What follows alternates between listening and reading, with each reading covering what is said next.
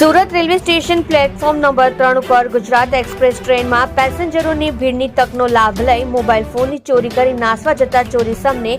રંગે હાથે ઝડપી પાડતી સુરત રેલવે પોલીસ।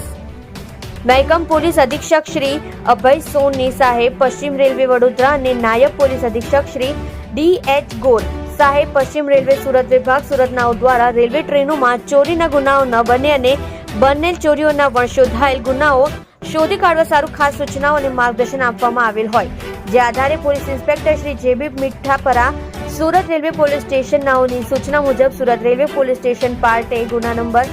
154/2026 ભારતીય ન્યાય સંહિતા 2023ની કલમ 303(2) મુજબના ગુનાના કામે ફરિયાદી શ્રી નાઓના આજરોજ 25/1/2026ના રોજ કલાક 10 વાગ્યે સુમારે Surat railway station platform number 3 ઉપર આવેલ ગુજરાત એક્સપ્રેસ ટ્રેનના પાછળના જનરલ કોચમાં ચડવા જતા પેસેન્જરોની ભીડની તકનો લાભ લઈ એક ઇસમે ફરી શ્રીના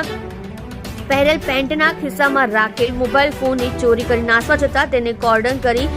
પકડી તેનું નામ ઠામ પૂછતા તેને પોતાનું નામ સલમાન નાશિર જાતે શાહ, ઉંમર વર્ષ 25, ધંધો બેકાર, રહેઠાણ ઇલિયાસ મહરૂમની ચાલ, બાપુનગર, ભસ્તીનગર, કોસંબા, તાલુકો માંગરોળ, જિલ્લો સુરતવાળો હોવાનું જણાવતા તેની અંગ ઝડપીમાંથી એક મોટોરોલા કંપનીનો મોબાઈલ ફોન કિંમત ₹15,000ની મત્તાનો મળી આવતા સદર મોબાઈલ ફોન તપાસ અર્થે કબજે કરી સદરી ઇસમને